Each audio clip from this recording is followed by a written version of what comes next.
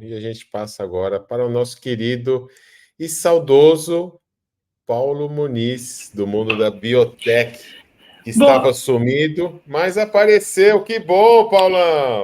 voltei, galera. Primeiramente, bom dia para todos, boa tarde ou boa noite para quem nos ouve de qualquer lugar do mundo. Olha, para não ficar tão outlier o que eu vou trazer hoje, vou fazer alguns ganchos com o que vocês trouxeram. Eu acho que tem pontos aqui que são bastante relevantes do que eu experimentei no Web Summit, e eu acho que são questões bastante comuns que foram levantadas e que eu terminei me familiarizando com o relato de vocês, que eu acho que eventos de inovação como um todo, eles são termômetros especulativos, inclusive, porque eles dão cabo das expectativas das pessoas sobre o que é inovador, o que é a inovação, né? E isso, para mim, é um problema estrutural na medida em que você tem um desalinhamento do discurso com a prática, porque a expectativa da inovação, ela termina se tornando algo vendável, porque se você faz com que as pessoas acreditem que alguma coisa ou alguma prática é inovadora, ela ganha valor, você cria valor através dessa construção narrativa.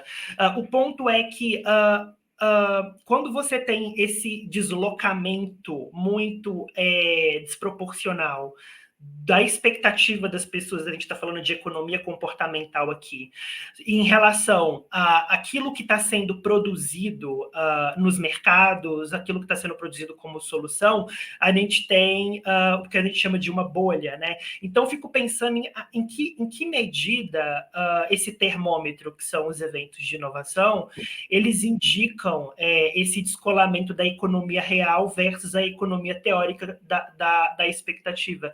Me incomoda muito, inclusive, igual o Juliano Kimura falou, que eles utilizem essa semiótica de propaganda das filas, dos espaços cada vez mais megalomaníacos, porque talvez essa semiótica ela venha para tentar compensar essa falta de realização das expectativas das pessoas que não estão sendo confirmadas nessa economia real, né? Não sei, é um incômodo que eu tenho, posso estar teorizando e falando muita besteira, talvez não sei, mas assim, deixo esse pitaco para vocês aí pegarem, refletirem. E assim, só tocando no ponto do Orkut, gente, é a única rede social da minha vida que eu tenho uma nostalgia, uma coisa afetiva, a única rede social que prestou, ninguém conseguiu incorporar o conceito de comunidades tão bem, no user experience tão bom como aquilo ali. Gente, volta, por favor. E é isso, acho que a gente está precisando um pouco, se tem uma rede social que eu acho que a gente conseguiria ter um pouco menos de toxicidade, acredito eu, talvez não tanto nesses tempos modernos, mas eu faria essa aposta, seria o Orkut. Para finalizar agora, trazendo as notícias mais específicas, eu estou percebendo que tem uma revolução silenciosa para quem não é da área da biotech, que ainda não viu a convergência da inteligência artificial com a biotecnologia, trazendo resultados práticos no dia a dia, seja em remédios, seja em novas terapias, etc., que me animou bastante. Pesquisadores da Universidade Técnica de Dresden, na Alemanha, eles quiseram abordar a análise de DNA através de uma analogia bastante interessante. Se a gente pensar que o DNA é uma linguagem, né, que tem um alfabeto próprio, tem uma síntese própria, uma semântica própria, será que um modelo de linguagem de grande escala, né, os LLMs, poderiam indicar algum tipo de padrão funcional que dentro do DNA? Bom, isso ainda não tinha sido testado, então eles fizeram o quê? Eles tentaram abordar as sequências de DNA, que são sequências enormes, às vezes de milhões de letras, de forma tokenizada. Então, eles começaram a partir essas sequências e transformar essas sequências grandes em sequências menores até que elas fossem tokenizadas. E depois que elas foram tokenizadas, eles rodaram uma LLM, tentaram entender como que esse treinamento poderia gerar em termos de conhecimentos, de novas funções, etc. Para quem não entende muito bem como o DNA funciona, fazendo um rápido resumo, porque o tempo está curto, a gente tem hoje bastante caracterizado as partes funcionais do DNA, que são genes, aquilo que gera as proteínas e que nos constitui. É algo em torno de 1,5 a 2% de todo o nosso genoma. É uma coisa ínfima, uma coisa muito pequena. O resto, os 98%, é algo que até mais ou menos uma década atrás a gente chamava de DNA lixo. A gente que, entre aspas, parte da comunidade científica da área de biológicas. Não era um consenso, mas esse chamado, esse famigerado DNA lixo, depois foi revisto, porque a gente começou a caracterizar funções que eram desconhecidas. Ainda hoje, a gente tem muito desconhecimento dessas partes que não geram produtos funcionais, mas que a gente já sabe, por exemplo, que estão relacionados com questões de regulação da proteica, o quanto que a gente vai produzir, aonde, em que momento.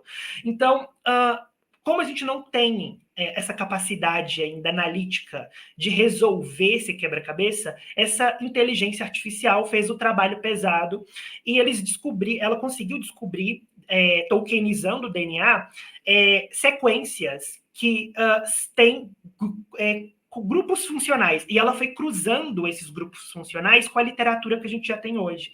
Então, o que eles fizeram foi literalmente, e isso ainda está em processo,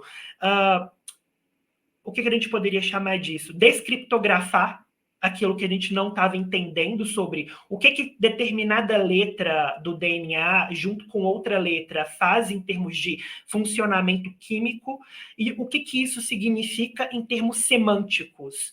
Se a gente fosse tratar o DNA como uma linguagem, em termos bastante resumidos, qual função aquilo ali tem, que a gente não sabia antes.